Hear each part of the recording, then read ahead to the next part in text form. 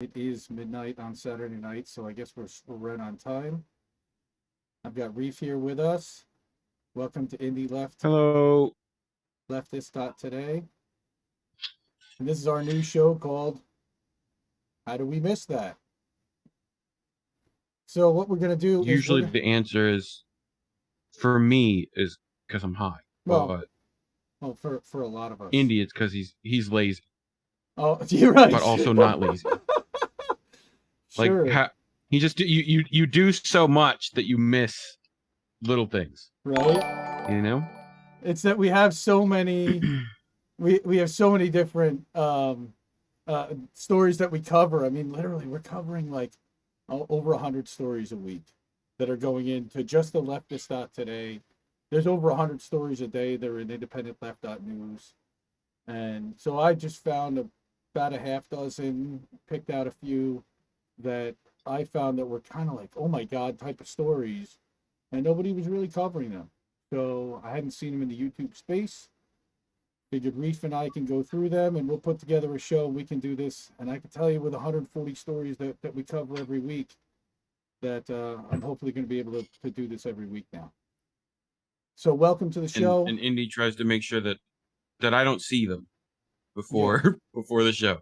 Right? He's seen them, but I have not. So I get to be the ignorant in this case. So it fits. I'm good. Yeah, we're all good. So again, this is Leftist.today, which is also at independentleft.media.substack.com. You know what? Let me hide my desktop bookmarks. That'll give you a little bit more space. All right. My computer's lagging because of the stream a little bit.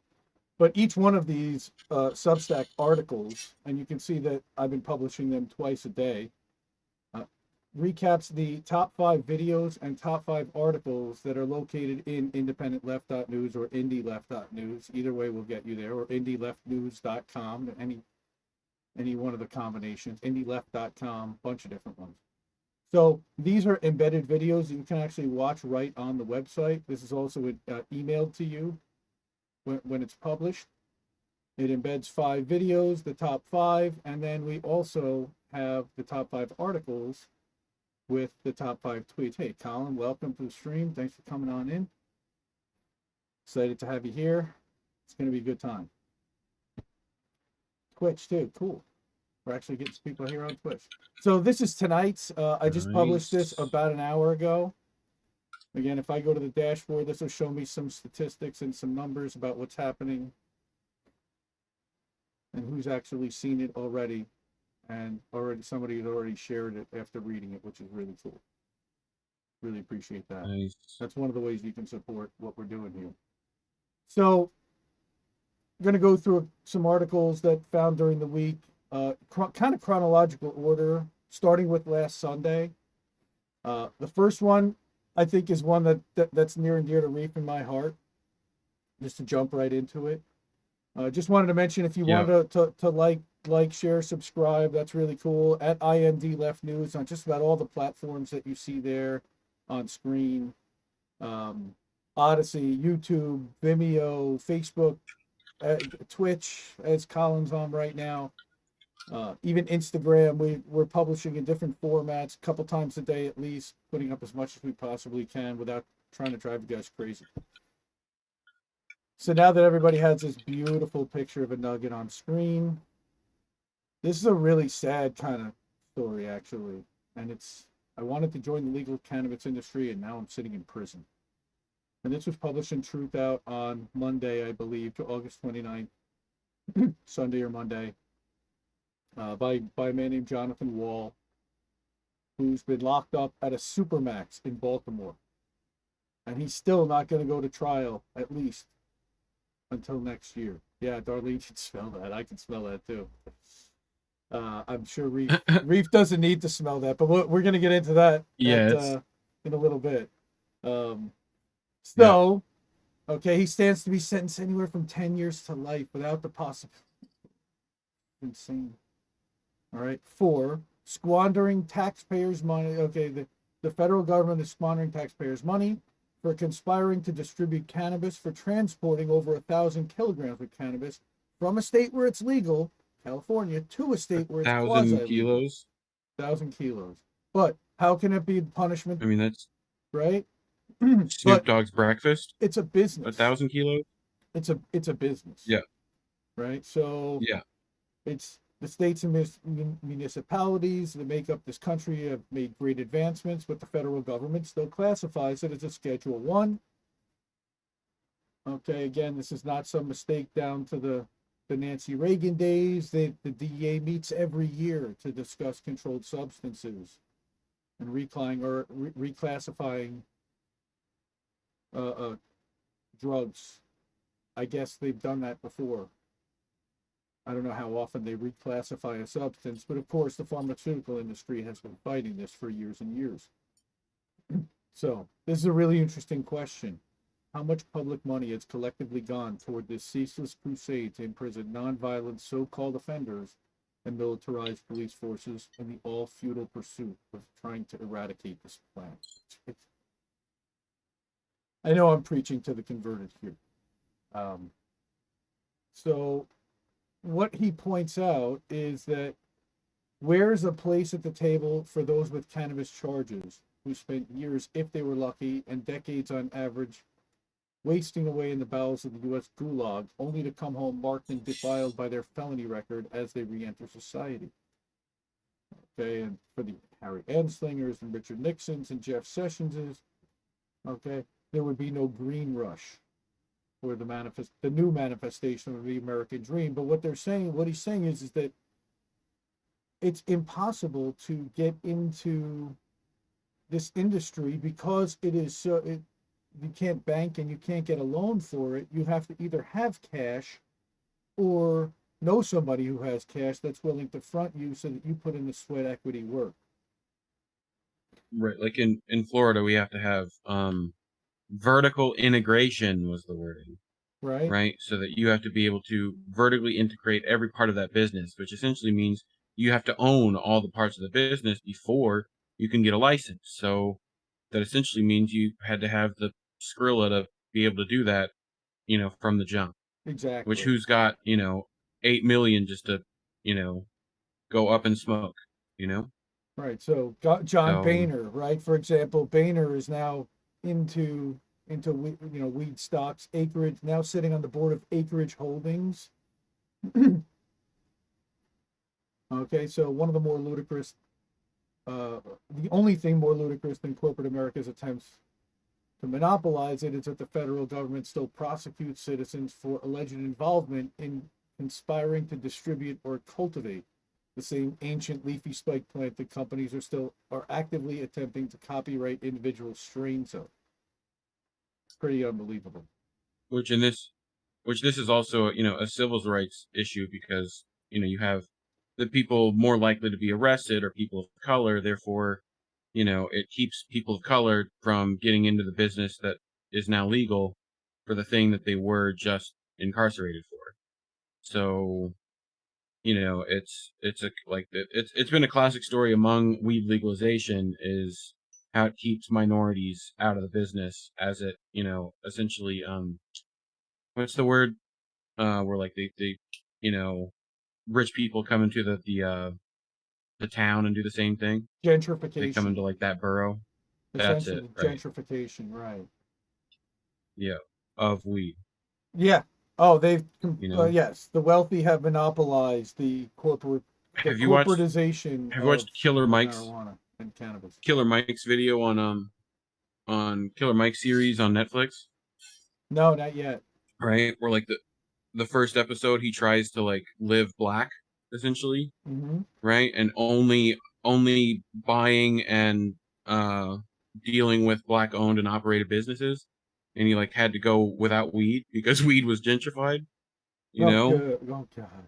So until he found like Snoop or the Jamaicans, he was out of luck, Right. So sure. But yep.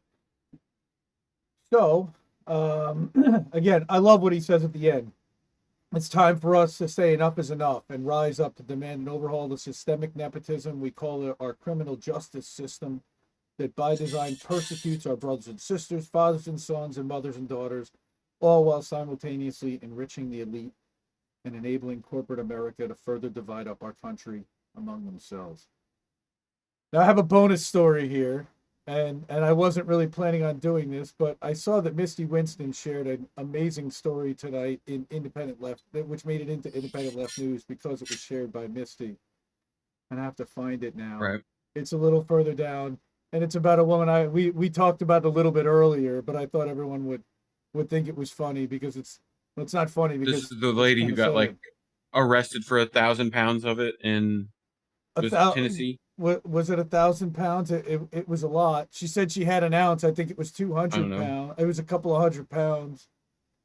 Hold on, where is it? So you keep Yeah, going, keep that's going, about an ounce. keep You know, going, keep going, keep going. There it is. Maybe an right ounce. there. Yeah. Yeah. This one. Yep. So Misty says, I love this woman. Does she have a defense fund? You got to see her. I love it. Misty's tweet is just perfect. Yeah, if y'all want to Here, donate to Misty's new defense fund of come this on. lady, you can also This is going to support load in a the second. This is Guillotine taking forever Restoration because my computer's Association. slow. Come on, PC. There we go. That's a great photo. Oh yeah, this lady flipping off everybody. She's That's giving great. the finger to the mugshot. I love her. Legend. Does she need donations for her defense? End of story. Thank you, What you Misty. want is what you want is that grandma making your cookies, because that'll be a good time. You know, like you definitely want cookies from her, and you hope she sells stuff at the bake sale. You know, 20 pounds. like 20 pounds. That's ridiculous. So follow So bitch with Comrade Misty, Facts on I the have Ground, MCSC, Sarcasm Stardust. Definitely lit. You should definitely be following her on Twitter if you're not already. yeah. So let's get into the next story. Unless you had anything else you wanted to talk about on our wonderful No, I who's got one later for in our prison. boats crashing into other boats segment that's similar, but Jonathan Wall. yeah, Free Jonathan Wall. This is what we need to for get sure. this guy's name into the vernacular because he's sitting in prison. There he We is get to right there. add him to the list. Daniel Hale, you know, We need to add Jonathan Wall to the Assange. list. And this is not the guy who plays basketball, but he has the same name. Yes, No, it makes me mod earn.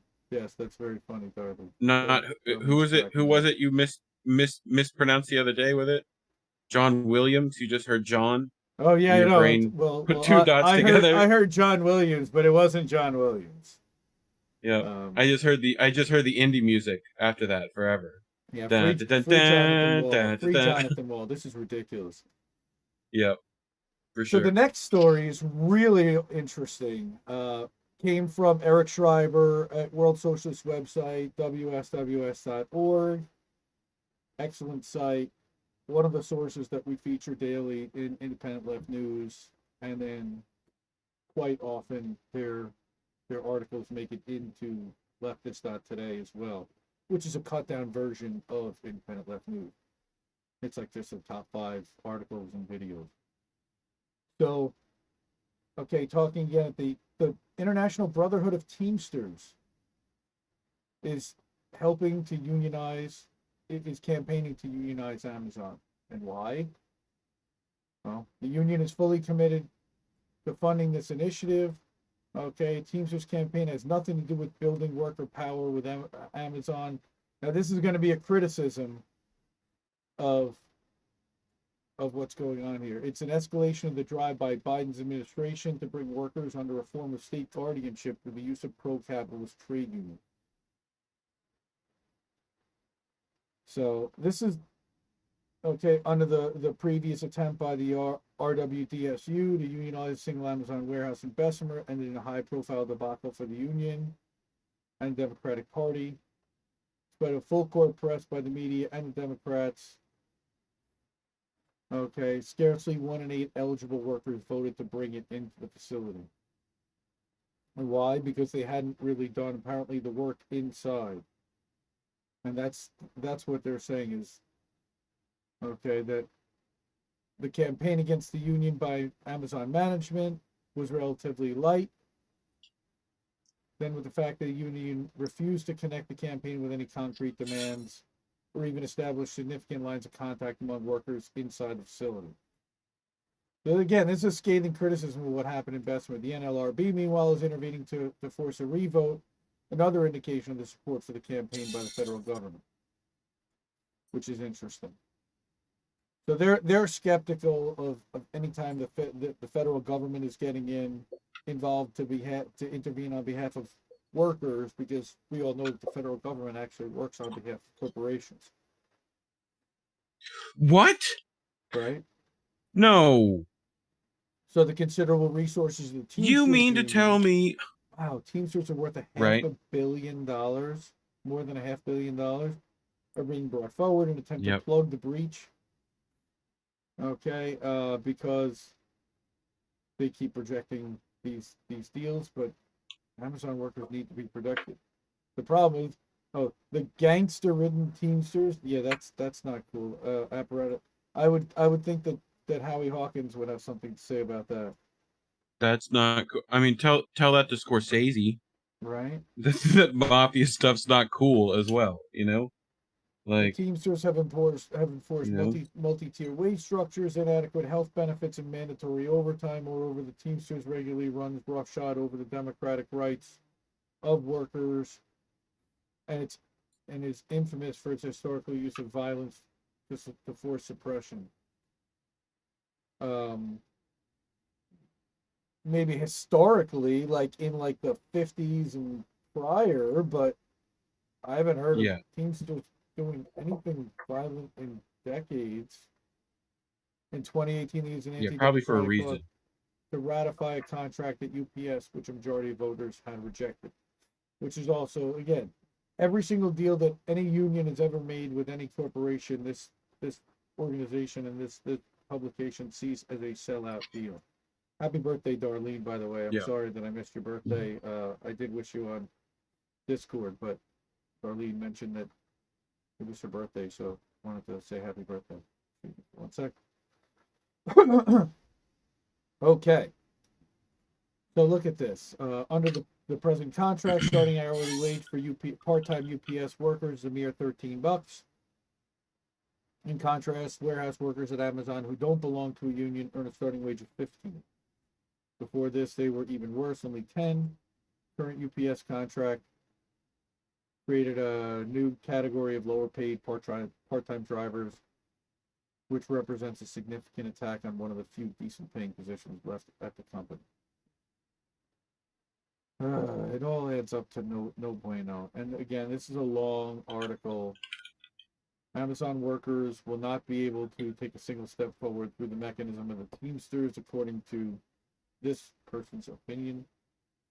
The way forward is by mobilizing their own independent strength outside the control of the union bureaucracy through rank and file committees, as Amazon workers in Baltimore, together with Dana Auto Parts workers, teachers, and other sections of the working class, have already done. Wow. Okay. The socialists don't like the Teamsters, clearly. We can see this. They have given certain cases. Look at this. An ally. We're still at Hoffa. Or is this Hoffa Jr.? There you go. Yeah, you've got Ron Carey. Unprincipled organization. So in Discord, Indy, can you make me like full screen without a bar? Can I? I don't know. I don't think so. I think there's bottom right should be a little full screen. That thing? No? Okay. There we go. Now I just get black bars. Cool. That works. Gives me a little more headroom, I think. Okay. Oh, you got your on air? light. That's new and added Yep. this week. Yep. Cool. On air. Hey, guess what? What time is it? What? 4:20 somewhere. I believe it is 4:20 in Ghana, in Lisbon, Portugal, where all drugs are Portugal. illegal. So therefore, Reef. That's a good spot to be at 4:20. Yep. On it. Bong cam. Activate. 12:20 is 4:20 somewhere. Why is that 4:20 all? somewhere. Why is that all coming up as?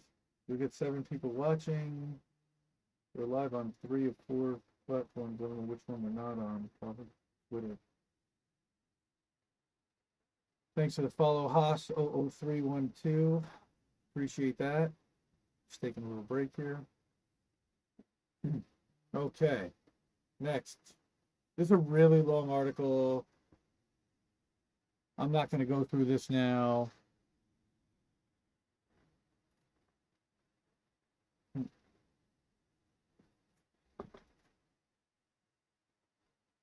Afghanistan collapse reveals Beltway media's loyalty to permanent war state. Amazing piece by Gareth Parter. Really in-depth, very long. Talking about how, again, the Beltway media is just whitewashing the entire failure of what happened in Afghanistan and covering for the national security state in many different ways, playing the Al-Qaeda threat card, really grasping at every straw. I think we've seen that from Foreign Policy magazine. This is so well documented and referenced. Gareth Parter is one of the best out there. Of course, published in the Grayzone. You see how long, detailed this is. This would take a good 20 minutes to go through on its own. Gareth Parter, independent investigative journalist, absolutely phenomenal. And he co-authored with John Kiriakou about the CIA Insider's Guide to the Iran Crisis. So I highly recommend you read that we go through this. Again, I just want to skim this because this is a really long article. I wanted to go through a half dozen. This is one that I wanted to call everybody's attention to that I really didn't see get very much. A lot of people covered Afghanistan from a lot of different angles. I just think that this is a pretty good comprehensive one. Bento, welcome. What's up, Bento? Shout out. Right. Here's another one. Eye in the sky. Truthout. Bento Sharon Monsanto. Zhang. Sharon Zhang belongs on the all-star team of journalists, investigative journalists, writers out there. She works for Truthout. So like the Writers All-Star basketball team? Yeah, she definitely Does belongs on the Glenn Writers. Greenwald play center forward? He might. I don't know how tall he is exactly or how tall Sharon is, but I hear that she's got a mean hook. Mean hook. Yeah. Yeah, she's got a mean hook. So Got this that was on sky August 31st, and this is still what probably is happening according to Goldman Sachs, our favorite. So you know it's got to be true because it's coming from corporate America. So it's probably even undersold. But 750,000 households may face eviction if Congress doesn't act. May face eviction. May not. May if they don't act. So you've got a protest there in front of City Hall. So analysis from Goldman Sachs finds that if Congress doesn't act soon to pass the eviction moratorium, 750,000 households, that's multi-millions of people, 2.5 and 3.5 million people are also significantly behind on rent, an estimated $12 to $17 billion. Should we forgive rent? What do you think? Yeah, sounds good to me. So Rent's been pretty cool. We should forgive it. Yeah, we should probably forgive that. Goldman Sachs estimate is, again, more conservative than a Census Bureau estimate from last week that said that about 1.3 million people could be facing eviction within just the next 2 months. Still, both these estimates should serve as a wake-up call for Congress, even as hundreds of thousands of families are threatened with imminent homelessness and destabilization. Um, Part of the reason for the multi-billion-dollar rent debt is due to the failure of state governments to distribute tens of billions of dollars in rental aid given to them by the federal government. Lawmakers approved $46.5 billion distributed to states to help residents with rent payments during the pandemic, but only about 11% of it has been distributed as of last week. And we can't figure out exactly why, but there was an exact, she references an article there from the New York Times. 89% of rental assistance funds have not been distributed. Why? Not really sure. Speaking of which, what is it, Monday? Protest on the Capitol steps. Yes. So Yes. I think Afeni's going to be there. I imagine Franco will show up. Yeah, that's going to be So pretty good. we'll see if the squat goes and gives a performance again. Well, So yeah, according because to it looks real bad, right? If they don't show up, like Darlene saying in chat that the you know, criteria is super narrow and the documentation is ridiculous that's required. So we need to, of yeah, course they're making it difficult for yeah. everyone to be able People's to get Party their going to hands be on it. there. So here you go. Of about Yep. 2.8 million households, the Times reported about 500,000 reported receiving funds. 700,000 applications have been rejected. Many renters who are behind haven't even applied. This could be due to states not publicizing the rental assistance or creating a complicated application system, as Darlene mentioned. People's Party, yes. People's Party will be protesting on the steps of Congress. Nick Brown announced that last night on Jimmy Dore's show. Yep. I think Conservative. it's at 3:30. Was it 3 or 3:30 If on people are going to want to go, something Monday like that. afternoon? Monday, Labor Day. Yep. Conservative justices in the Supreme Court recently shot down the Biden administration's latest eviction moratorium extension. The justices cruelly argued that the eviction moratorium couldn't be upheld because it could be a slippery slope to other government assistance programs like food and internet aid. Heaven forbid we gave people that, right? Yep. Yeah, the moratorium was set to protect renters until October, but the Supreme Court decision has put a huge swath of renters at risk of immediate eviction. On top of what's happening with the unemployment insurance extension running out, I believe as of today. And for all of those that are having that, we're so sorry about that. And it's $300 a week extra that people are losing out on. Just terrible. They need to put that back in place. These places still aren't Depends on reopened. how long they. I'm talking to Darlene in chat who asked, I will start walking east. I might make it from MO. What do you think? It depends on how long that protest lasts, So we'll see. Yeah, exactly. With COVID out there, you're going to evict people, and then that's going to cause even more people to get COVID potentially. Not only that, Yep. homelessness. What were we watching? Was it you that I was watching something with today earlier that 1 in 3 people that are homeless, or 1 in 2 people, or 1 in 4 people who are homeless now have been in the foster care system? No, it was Christian's live stream earlier from Ride the Fence, which was absolutely unbelievable. I mean, it's not a surprising statistic, but it's terribly sad and kind of unbelievable that we haven't figured out a way to help these kids and to better One of deal with it. the biggest things coming out of the foster care child is BPD, borderline personality disorder, right? Fear of abandonment, all that stuff. Identity issues.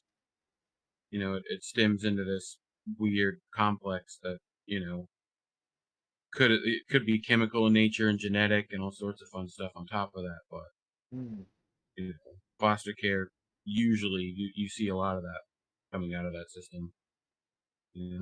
Right. So, Right. So here on Friday, over 60 House Democrats signed a sternly worded letter to Democratic leadership, pleading for them to bring a vote, pass new eviction moratorium. It's about all they can do, led by AOC, Cori Bush, Ayanna, doing all that they can do at this point, but they gave up the leverage when they had it essentially multiple times when things needed to be passed. You could have gone to the $15 an hour. You could have gone to the Trump impeachment. You could have gone to the military budget. You could have gone to all these different times when there were must-pass bills that were on the table. Hey, That sounds real familiar. That strategy. I don't, well, it's called hold your the strategy representatives. of using. It's called hold leadership accountable. Yeah, I don't even want to use the words yeah. because it's so inflammatory, but we Oh, can. that 3-letter acronym. That 3-letter acronym that a man JDS, named what? Jimmy Dore decided to put. Yeah, that too. Yeah, JDS, a sternly worded letter, yeah. exactly. Forcing something, forcing Yeah. Force the votes, something like that. force the Something. go. It's right on the tip of my tongue. I just can't. Right. They face long odds of passing a moratorium through Congress. However, Democrats in the House shot down the idea in July just before it was about to end. It's unclear whether or not there would be more support this time, as Nancy Pelosi pointed out at the time, that they only had a couple days to draft and pass it because they haven't had any time since then and haven't known that this is coming since then. And nobody's put it on the table. Democrats are also up against the real estate firms that have poured millions into lobbying to stop the eviction moratorium. But the people who are getting But kicked out of their homes. Sharon Zhang not is a the news people. writer at Truthout, and she is phenomenal. All-star team level. One of the best out there. One of my favorites. Cue only the best music. Now, our next story is from somebody who had a little bit of controversy surrounding him this week. But what's really Oh funny is no. this article was not mentioned at all because of all of the crap that was surrounding the Chelsea banner. But Glenn Greenwald put Uh-oh. out a scather. And I don't know if you saw this. That's our all-star, center, right? Wait, where'd you go? Just that power forward. I'm here. You're like really low in Hello. my head all of a sudden. I don't know. It seems same in your microphone.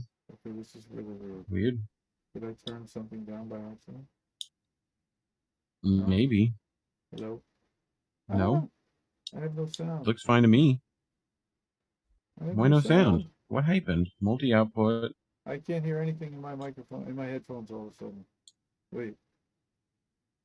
Wait. Ah! Wait. Wait. Wait. What? Sound? Wait. What? Ah! Check Discord. Check this thing. Check Discord. No.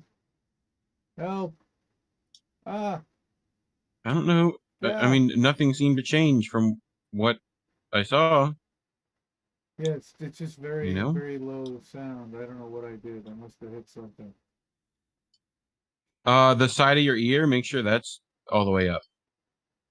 Okay, output volume. I don't want to change that. They can hear us at least. They can hear us, but I can't hear you very, very well. It's very, very faint in my ear. Really weird. Hello? Can you hear me now? This is so strange. I don't know why this is. Try the button on the side. Hello? Are you there? Talk. Hello? I hear you typing. That's a good sign. You hear me typing, but you Yes, don't hear okay, me talking? Now it's back. Now it's like better. I What don't know happened? what happened. That's so weird. Whoever Project Redfoot is, I hey, don't know. welcome to the stream. Thank you. Thanks for coming. Okay. Hey, Redfoot. Wow, that was so weird. So Ben Rhodes, this is Glenn Greenwald. Okay. Right? Yeah, getting back to this. Sorry about that. Ben Rhodes' own book proves Obama's officials' lies and his own about Edward Snowden and Russia. Surprise, surprise! but it is Yep. hard to overstate the sociopathy of the U.S. national security officials. Their casual willingness to blatantly lie about the gravest matters is limitless. This is just, Glenn is so good. All right. So he nails that ever since Edward Snowden received asylum from Russia in 2013, Obama officials have repeatedly maligned his motives and patriotism by citing his choice to take up residence in Russia, right? Right. It's long been clear that this narrative is a lie. Snowden, after meeting with journalists in Hong Kong, intended to only transit through Moscow and Havana on his way to seek asylum in Latin America. He was purposely prevented from leaving Russia, trapped in the Moscow airport by the very Obama officials, who then cynically weaponized his presence there to imply that he was a civil liberties hypocrite for choosing to live in such a repressive country, or even worse, a Kremlin agent or Russian spy.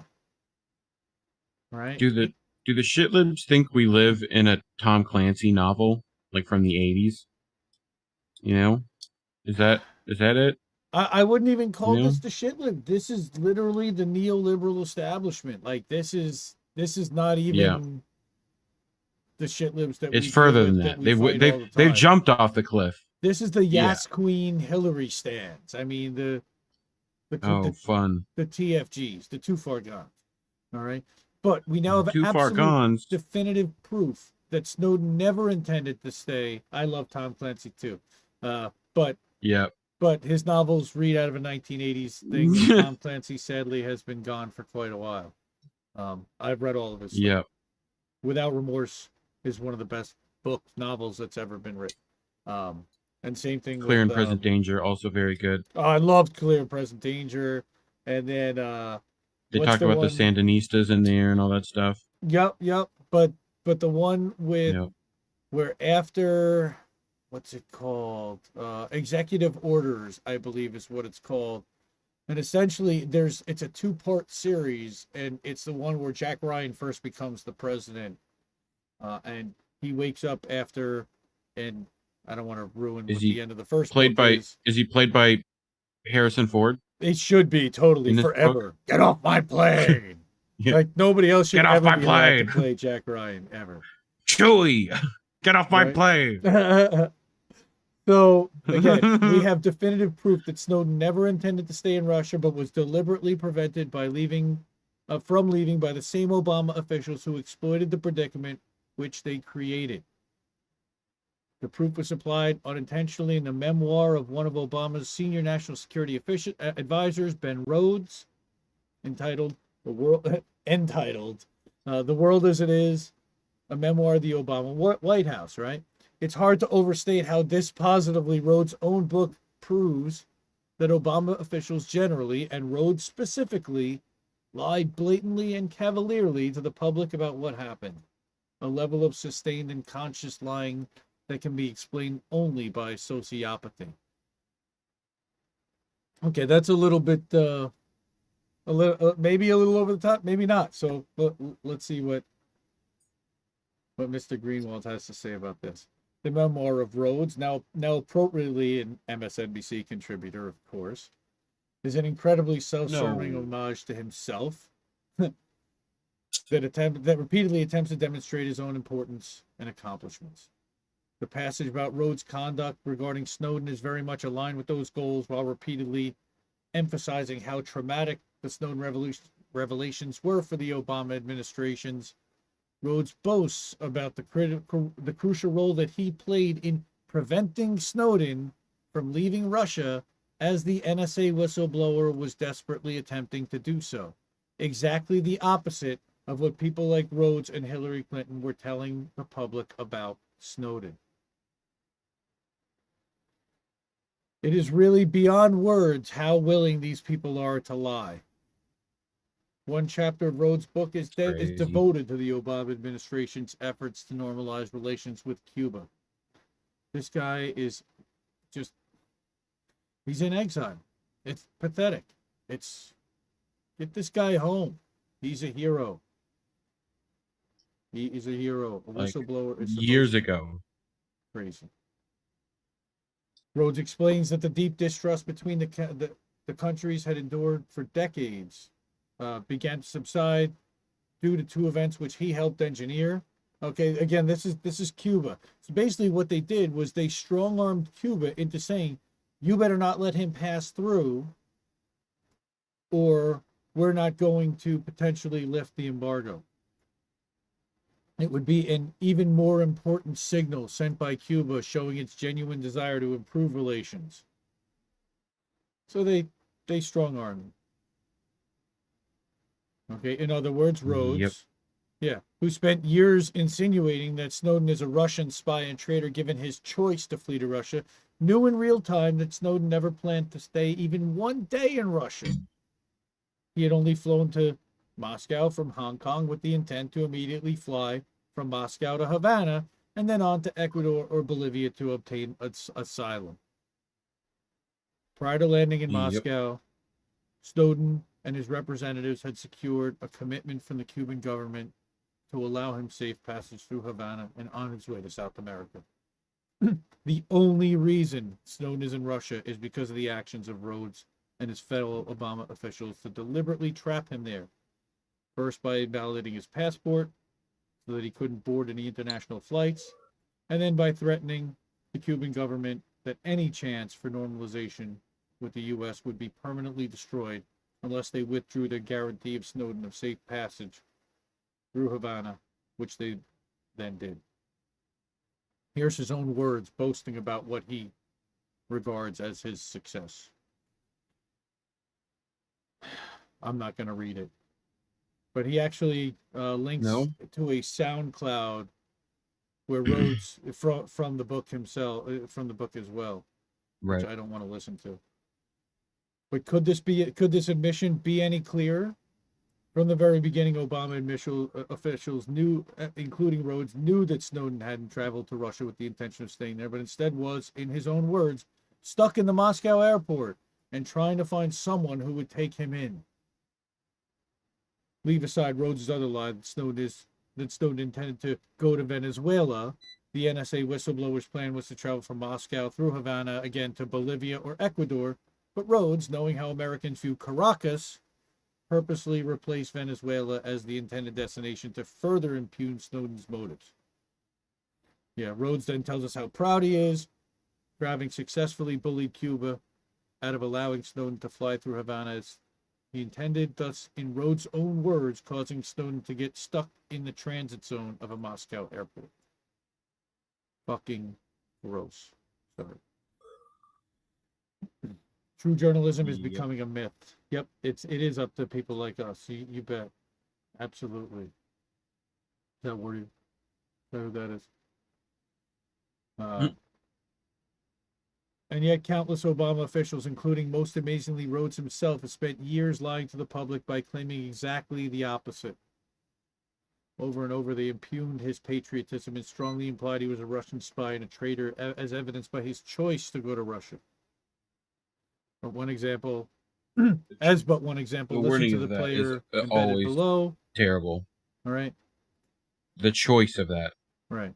Tommy Vitor. Here's another one. Tommy Vitor on Pod Save America, where Rhodes is also now a co-host.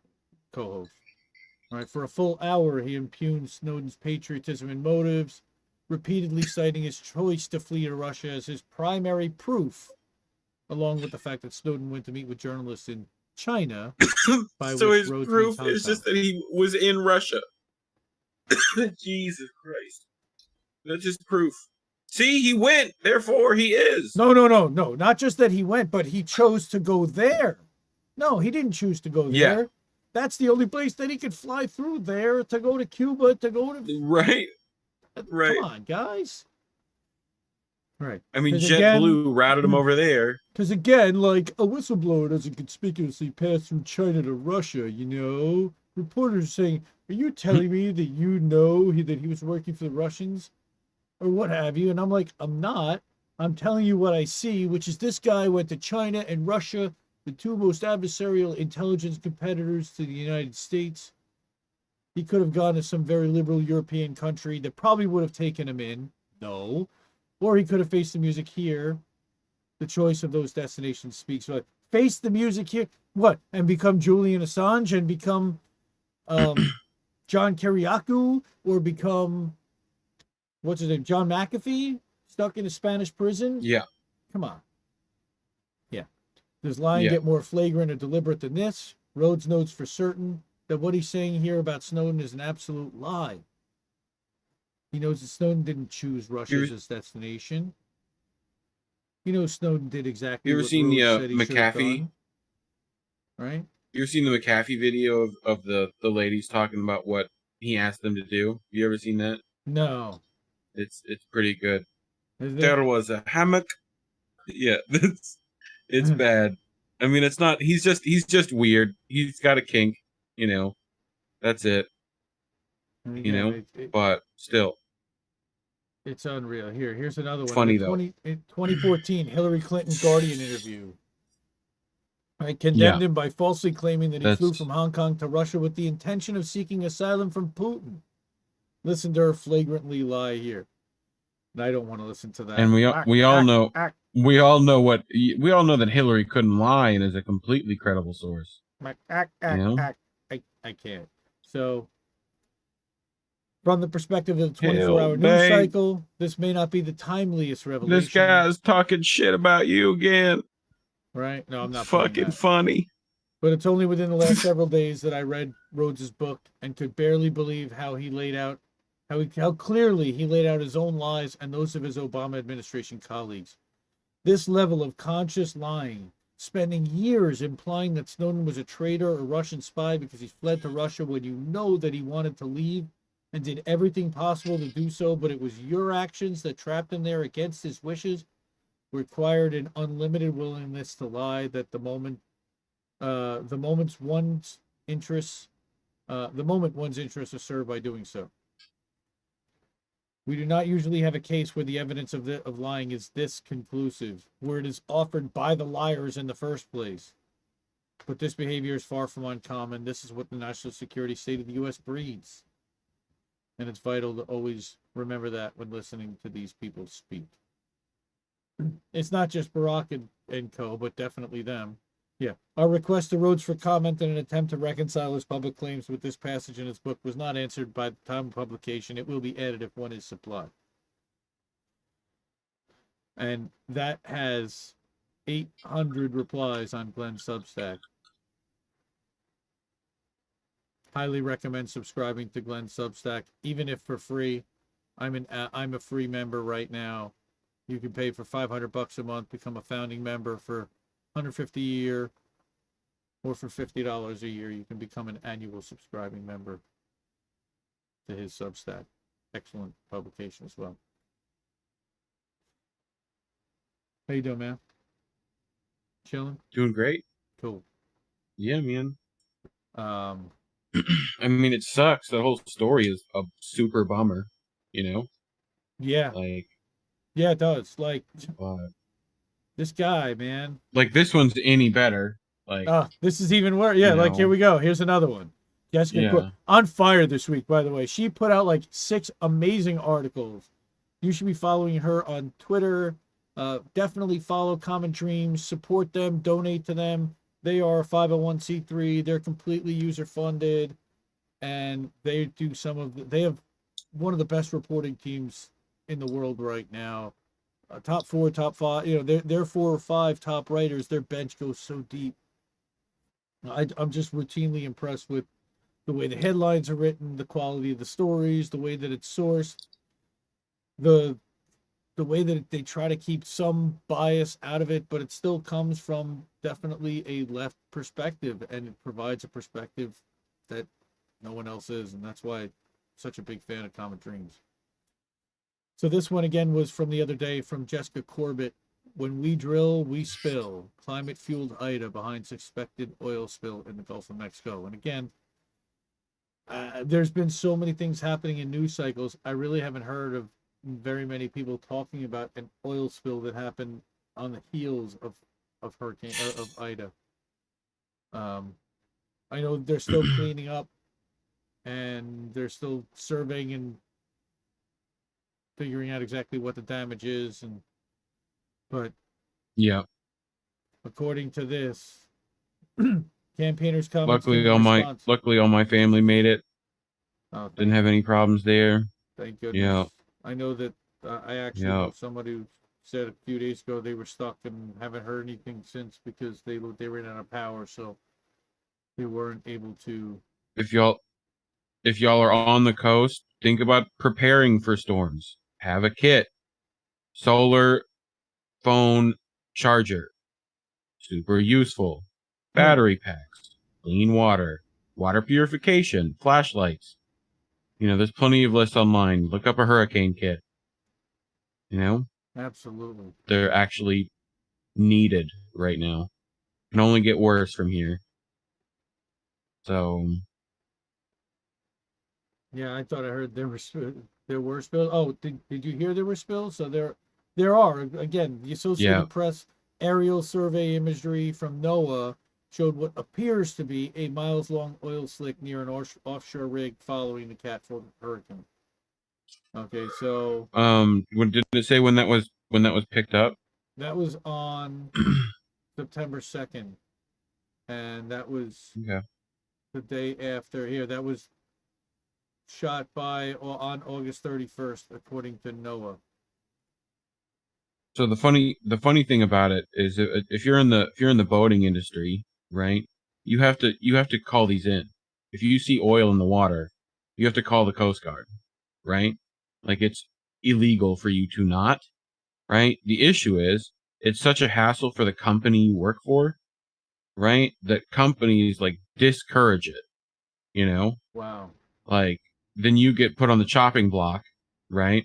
It's not that they discourage it openly, but at meetings and stuff, like you're definitely gonna feel their wrath after that.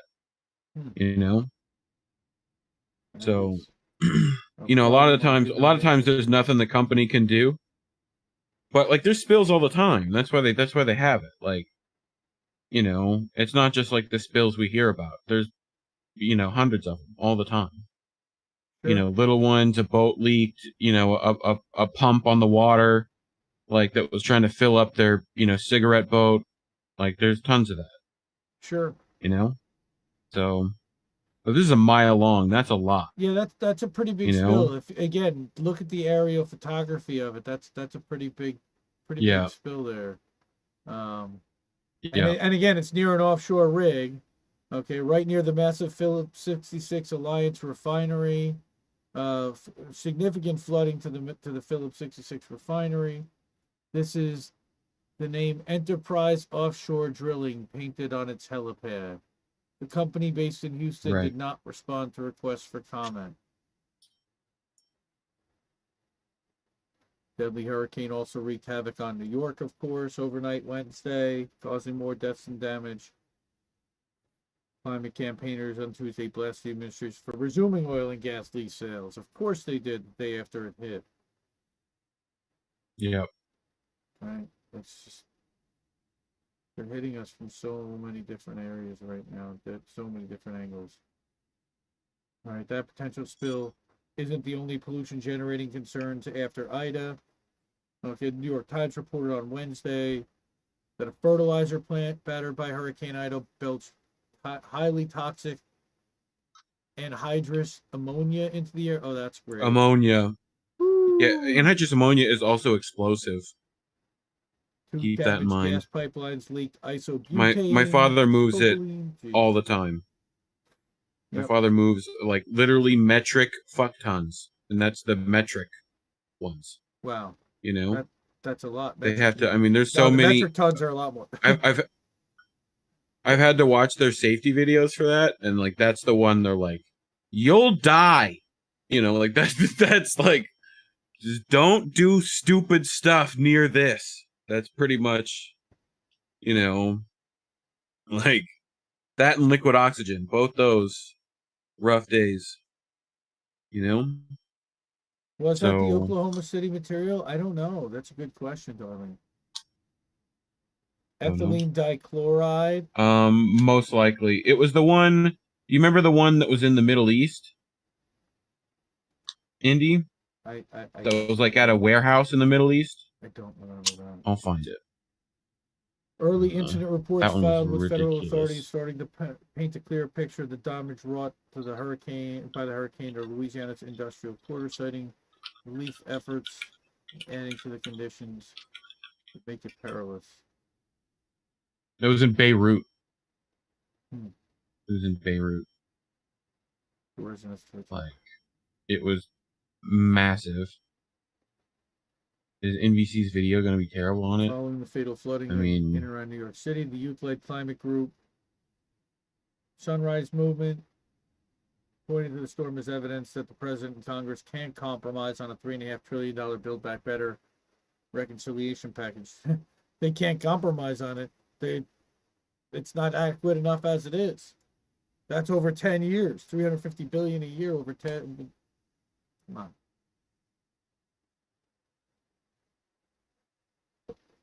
New York is collapsing. New Orleans is still powerless. Our loved ones are still missing. And compromise on our infrastructure is still on the table. This is unacceptable. She's 100% right. Ellen Cialis. I don't know how to pronounce her last name. I'm sorry if I butchered it. And her family's home was flooded on late Wednesday herself personally. Oh. Right here. Hold on. Top monitor, full cam down. Reporting on this one. This one. You remember that? You remember this explosion? Right? There was like in Beirut. That is anhydrous ammonia. Wow. If I'm not mistaken. Oh, here's Ellen's house underwater. Come on. 142,000 views on Twitter. Look at this.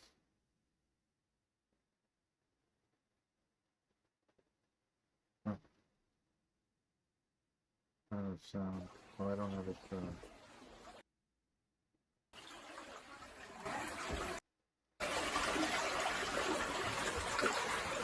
Are you hearing my sound?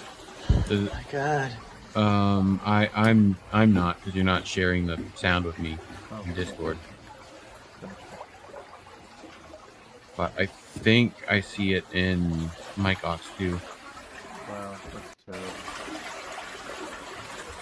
Mic Ox sounds like one of those things that Bart Simpson would have you say over the phone. You know? Oh, I have one here. All right, pull up my thing. This is flooding stuff. Yeah. Oh, was that the one with the subway? Hold on. Yeah, hold on. Let me find it. Wait. Hold on. Wait. What? Wait. What? Nah, Dave's not here, man. No, that's not it. Where is it? Where do I have it?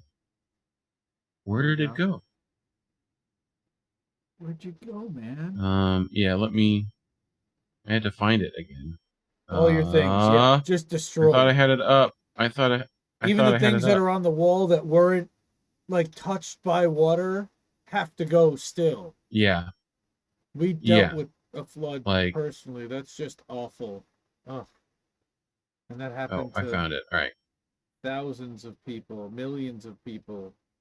And it's going to keep happening because we're not doing anything to combat the effects of what's happening out there. Why is that? That's weird. Why is the video like... So, all right, hold on. Let me restart it. Ooh. Back, sound, speed, and action. Oh, fuck no. No, he didn't. Oh, no, he didn't. I'm gonna beat this motherfucker's ass. God, mother, you gotta be fucking kidding me.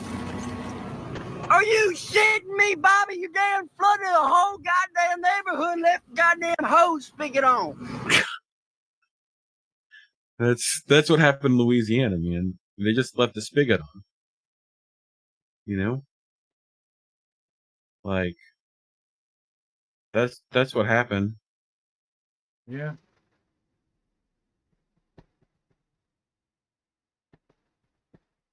You got another?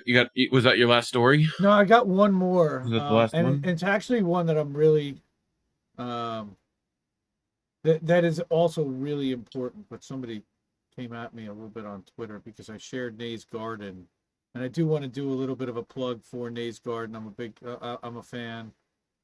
He does an I mean, excellent show where he talks about crypto, he talks about cannabis, he talks about some of the streamers that we watch on the left, the Jimmy Dore crew, and force the voters to a point. But he also watches Jackson Hinkle, he watches the Vanguard, and his insight is also interesting, and I love hearing what he has to say and hanging out with him in the garden. So I shared one of his videos, and somebody came at me on Twitter and said, "Oh, if this is what you're sharing, I'm unsubscribing." And I'm like, "No, we can have some fun too with this, so we don't have to always be so serious all the time." All right, so finally, last story tonight, the Brockovich report, because I know we're at an hour, but very important. Erin Brockovich has a Substack.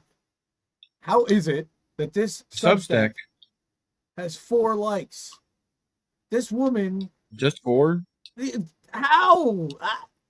How? I mean, how?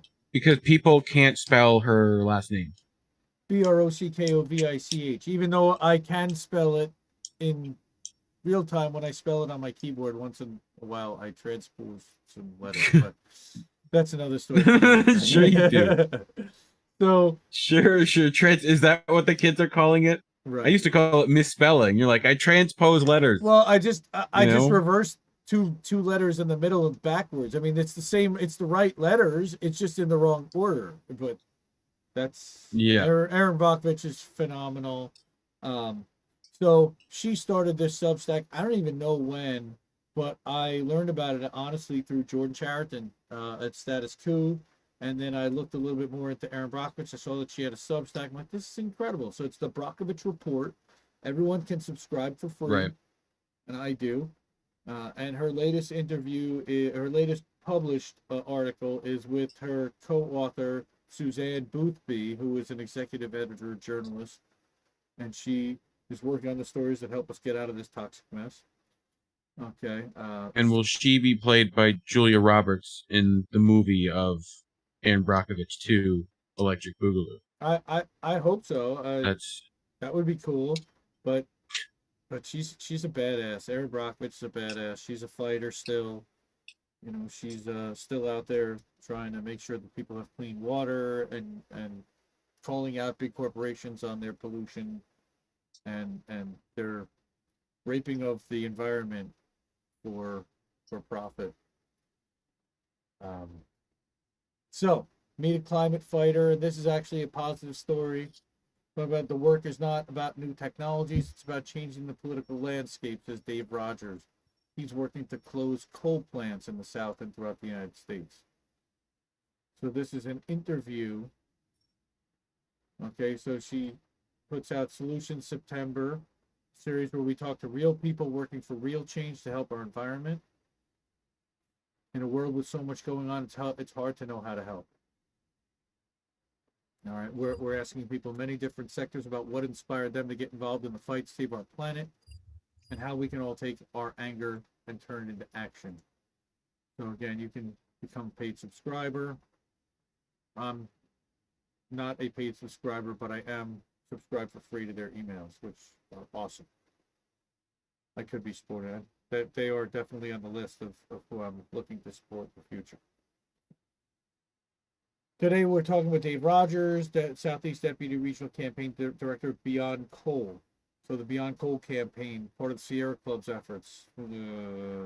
Sierra Club, to protect not only every person's right to the outdoors, okay, but also to promote affordable clean energy that safeguards the health of communities, protects wildlife, and preserves our remaining wild places. The campaign aims to close all the coal plants in the United States and help communities and cities transition to clean energy. Can't happen soon enough. Our drinking water is deeply impacted by the coal industry. Coal mines contaminate, right? Rivers, lakes, aquifers. Okay, coal ash. Not to mention all that all coal plants rely on water. So it's just a nice interview about frame of Beyond Coal is a bit outdated. We kept the brand because it's well known, but this is a great org. What do you say to folks who say change isn't happening fast enough? I would say they're right. If it isn't happening fast enough. Science says we need to completely eliminate carbon emissions by 2050. Then how we get those there matters too. We can't just wait until 2045. That's not practical. But there's a finite amount of carbon molecules that we can pump into the air. So we need to be moving that way as quickly as possible. So I'd agree with anyone who says it's not happening fast enough. Awesome. Federal legislation and politicians are acknowledging and promoting 100% clean energy by 2035. No one was proposing that 8 years ago. I think we're seeing it with utilities too. Duke and Southern Company have net zero commitments. Now these aren't necessarily driving the decision making in the near term, which is a problem, but the utilities have acknowledged it. Acknowledge it is great, but they're not doing enough about it. And I think this, Sierra Club kind of gives people a pass at times, but you can see they're holding them accountable here. They're at least pointing out what the problem is. Here you go. NIPSCO, the utility in Northeast Indiana, they were resistant to retiring their coal fleet. Then they actually priced out to see what it would cost to replace with other resources and came back and noted to regulators that they can retire the entire fleet and their system by 2028, and it'll actually save their customers $400 million. They're going to replace it all with clean energy, wind and solar. Sounds like someone's going to make money. That's incredible. You know? No, someone's going to save money. Yeah. I mean, they're not going to continue to charge that $400 million. Yeah. ARTD is in the house. So the hope is that as we continue to push, and we continue to put, and we do have to push utilities and decision makers to move more quickly. This is very much kinder, gentler, corporate kind of speak, I have to say. But that's okay. Look, you've got to speak the language to get these people on board, unfortunately, and it takes all kinds of messaging. And the other thing I would say is be creative about other places to influence decisions. It doesn't always have to be elected officials. Build community around pressuring Duke Energy or whoever is your local utility provider. In Asheville, North Carolina, one of the big reasons the coal plant there was retired is because the city came together and really demanded it. I think that's evidence that it doesn't just have to be state legislatures and people in Congress, but you can build local collective power and actually influence corporations. So, solutions.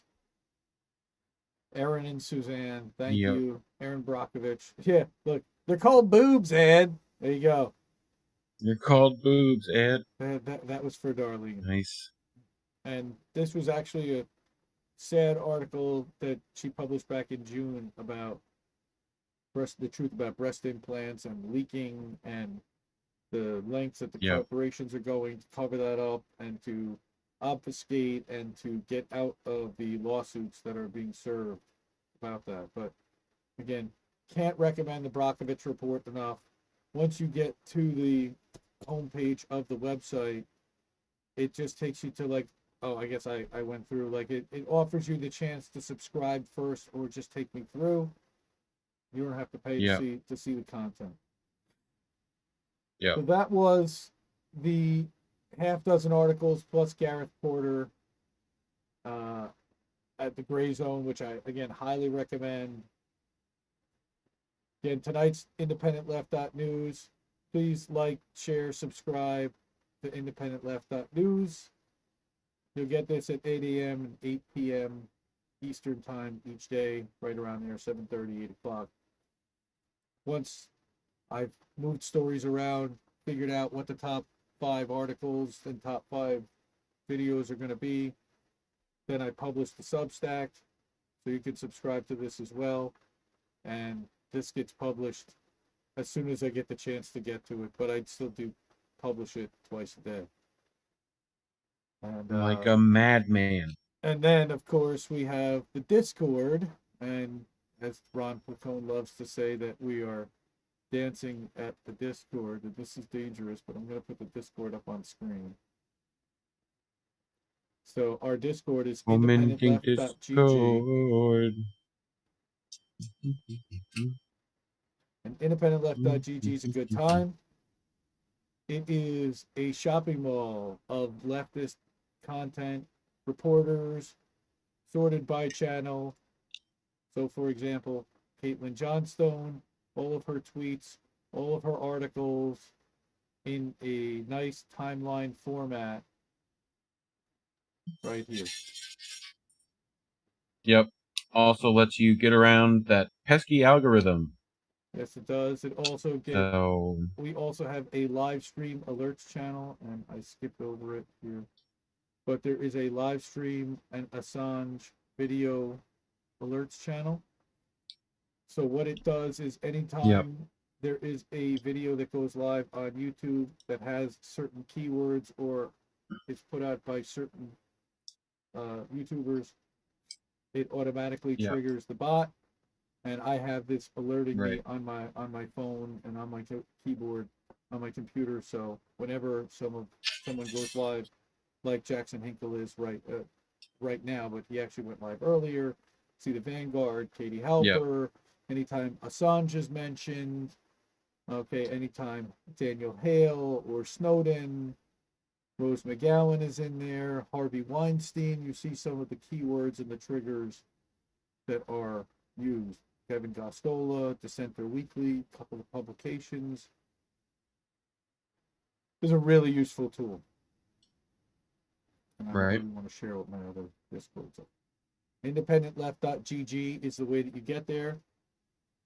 And that's a free invite link. So the universe is, you start with the Substack, the fire hose of a website, and the crazy universe of Independent Left GG. And I think we're going to cut the stream there, but Reef has something to show us, I think, right? I've got some stuff to end the show with, for sure. Cool. I've got, you want to go to just the two of us? Just the two of us. Yeah, I knew that was coming. Down one all the way down to the bottom. I'm watching your screen. Yep. That's yeah. So you're up top now. I'm in the corner. Hey. Right? And then I do this. Woo! Let's go to my middle display with everything on it. Nice. Right? So I want this is we're gonna start playing horrible or hilarious. You have to tell me whether this was horrible or hilarious.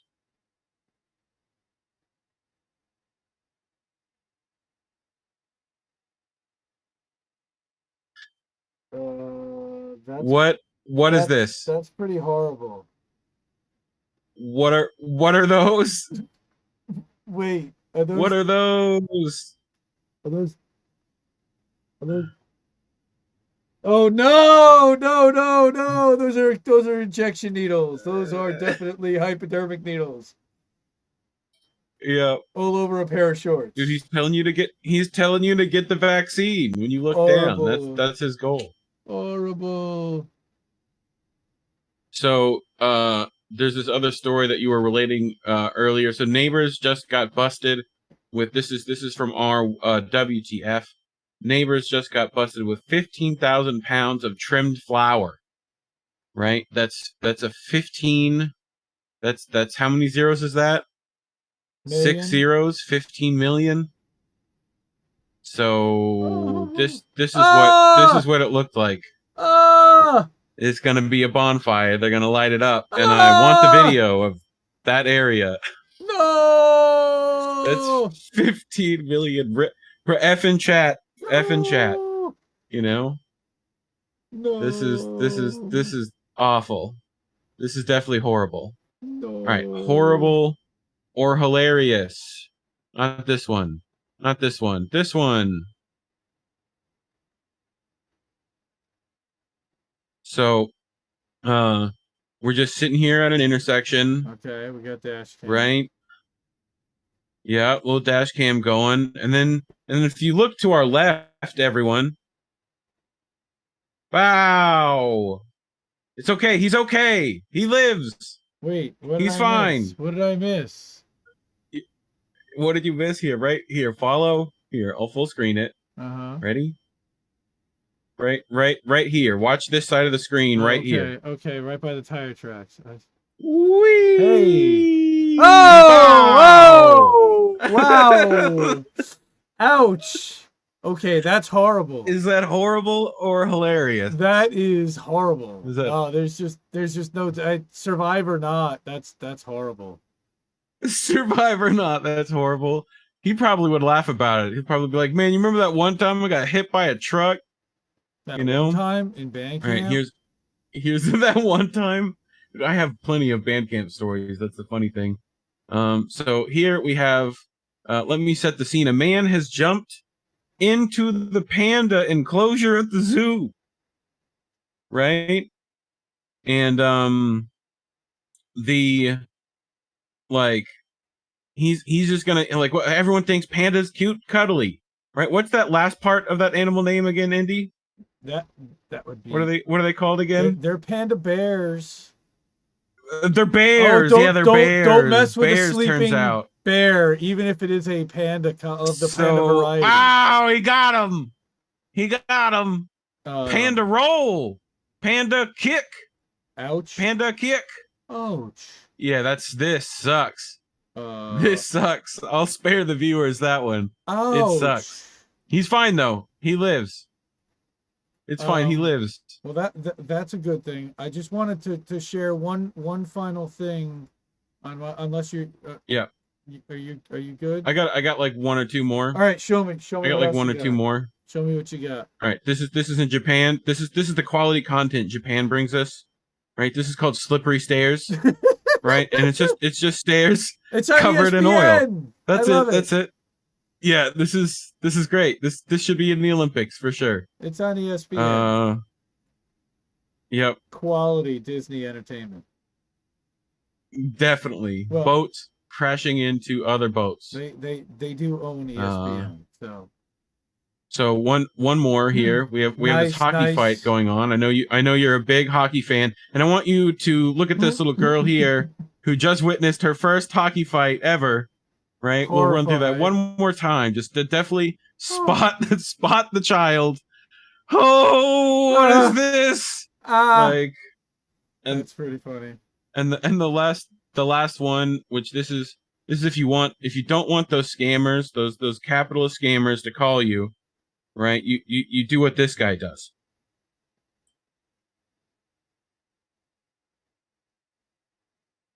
So apparently they're not calling him anymore. Mm-hmm. I can't hear. I have no sound for you.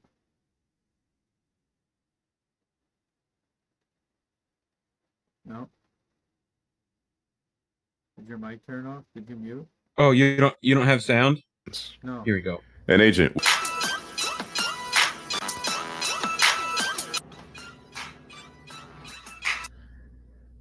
Hello. Thank you for calling the CIA. You've reached our scam and fraud division. All of our agents are currently assisting other callers. Outstanding. To further assist you, please hold while we download your incoming and outgoing call logs to be analyzed against our database of known scam and fraud operations. An agent will be with you shortly. Phenomenal. That's what I thought. Phenomenal. Yep. I always answer it as Bill. Hell, babe. They're calling again. Bravo. Well done. So one other thing I wanted to share. Let's go back to the main screencast. Why are you in the middle of it? Pull up mine. Because you move me with you try the other live with Reef. Oh, you might have two. Try the Reef watching my try screen. One of the other ones. There we go. There you go. Okay, so for Darlene, since it's your birthday, and again, I don't know how. Hopefully, this has audio, and I can share out my audio with this. How do I? Hopefully, I think it was working last time. Let's do it.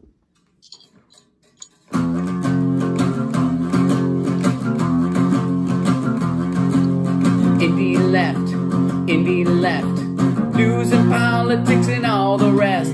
So much to do on the YouTube. It's like I don't know the words. So they curate a list for you. Do you want to watch your favorite creator or have a chat on Discord later? Well, you better get hip to Indie Left. News. Badass, man. Badass Ron Placone. Yes, Gotta sir. love that, man. All right, man. This is a great time. I appreciate everybody hanging out, checking out our stream. We'll be back next Saturday night, midnight, with another half dozen holy shit stories. And this was How Did We Miss That on independentleft.news and Leftist.today. Bye, everybody.